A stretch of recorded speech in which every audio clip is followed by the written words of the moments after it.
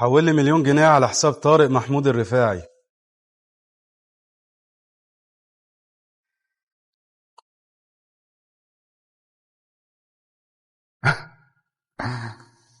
شاطر يا عمر، ناصح. طلعت محوش لك قرشين بعد ما تخرج من السجن انت.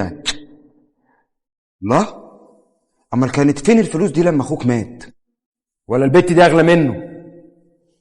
هاتوها. خساره، ده انا كنت ناوي اخليكي تبقي نجمه.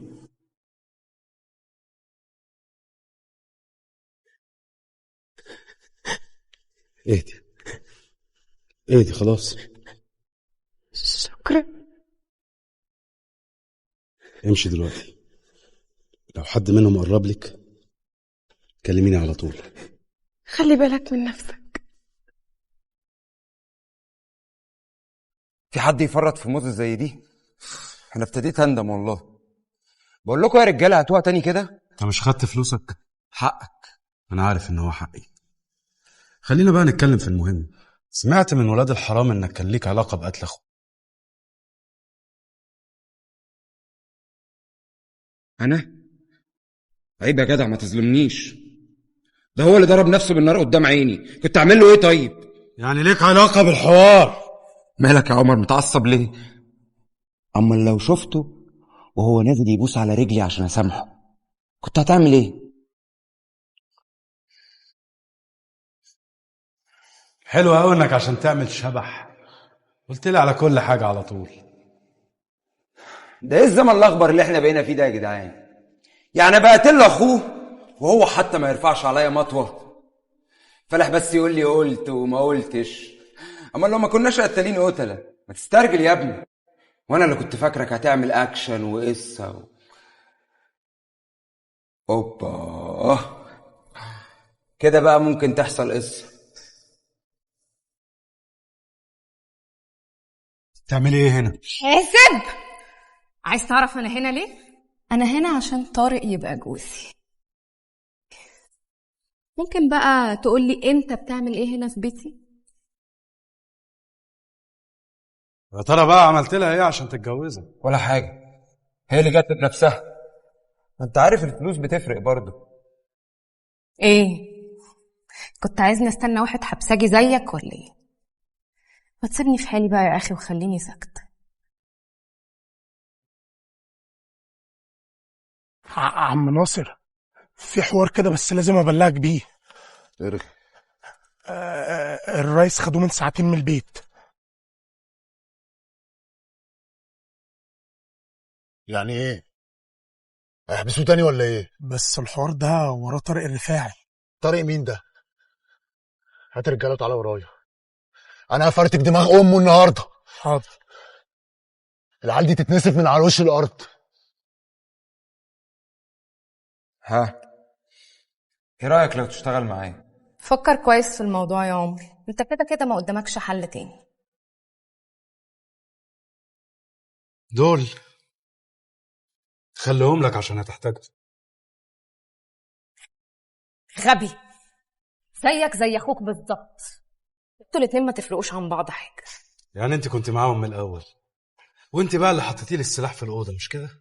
ابعد عني يا عمر احسن لك، انت مش عارف مين اللي ورا الحوار ده. ده انت طلعت رخيصه قوي. وانت طلعت غبي قوي.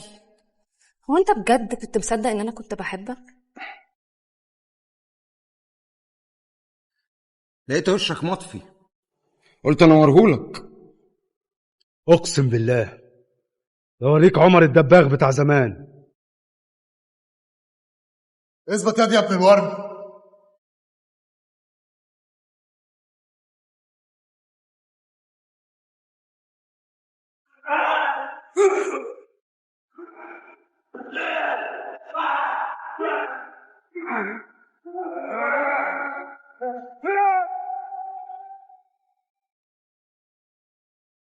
خليك عندك يا عمر، انا معايا سلاح. قلت لك خليك عندك، لا اقتلك زي ما قتلت اخوك. اضرب اضرب.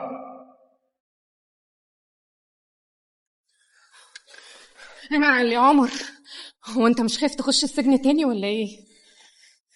سيبوني سيبوني. عالي انت هتضربني يا عمر ولا ايه؟ هو ده اللي ناقص.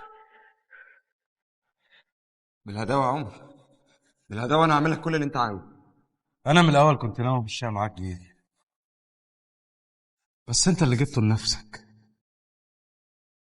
حق اللي ليه عندك هاخده دلوقتي بايدي. عملت كده ليه في كريم؟ انت مش عارف انا مين؟ لو عرفوا اللي حصل لي هيودوك في داهيه. انا عارف كويس انت ابن مين، ومحدش هينجدك من تحت ايد. طب ايه رايك بقى لو رحنا لكريم المقابر نقرا له الفاتحه، بالمره تقرا الفاتحه لنفسك؟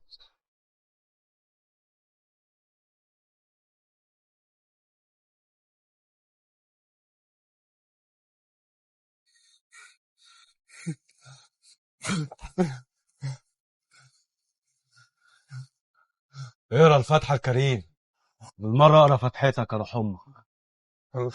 والله يا عمر ما كانش بايدي. انت هتقعد تعيط لي زي النسوان؟ اقرا الفاتحه.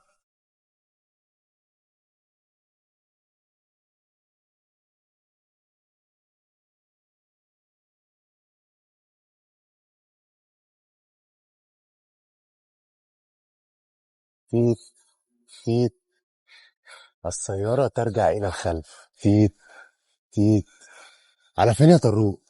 سيبنا امشي يا ناصر، سيبنا امشي وانا هديك كل اللي معايا. اللي عليك سيبنا امشي قبل ما ياخد باله. تاني مرة لما تعادي حد من الدباغين يبقى فكر 1000 مرة أنت بتعادي مين. مكانك يا روح أمك. احسبها كويس يا ناصر، انت عارف ان الحوار كده كده هيوصل للرفاعيه، زي ما انت عارف ان شركه النسر بتاعتنا يعني هيبعتوا الجردات ومحدش هيعرف يتعامل معاهم. مكانك يا روح أمك.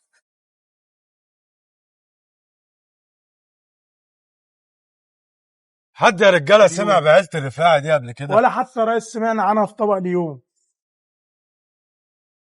امسك كلم جرداتك اما نشوف يا نسر. الو، بقول لك ايه، هات الرجاله وتعالى على المكان اللي هبعته لك. انت لسه هترغي معايا؟ بقول لك إيه خلصت.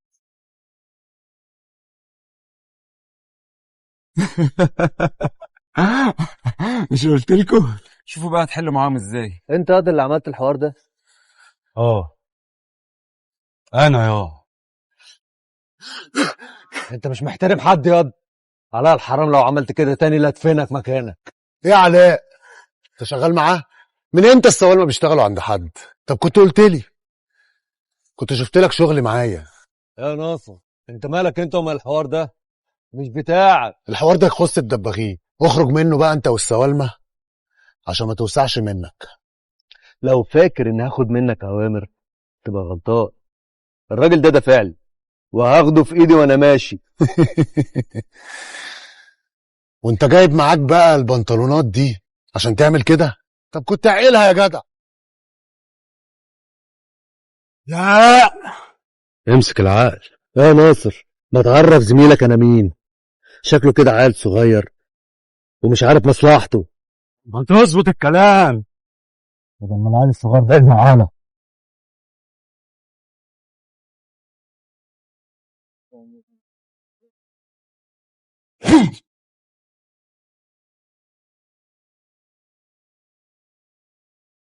عليه يا رجاله.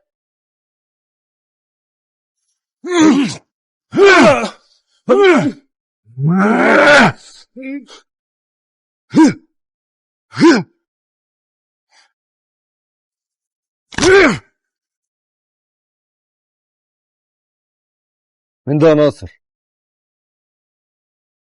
ما هو مش معقول يكون هو. ده التاني هيفضل في السجن لحد ما يموت.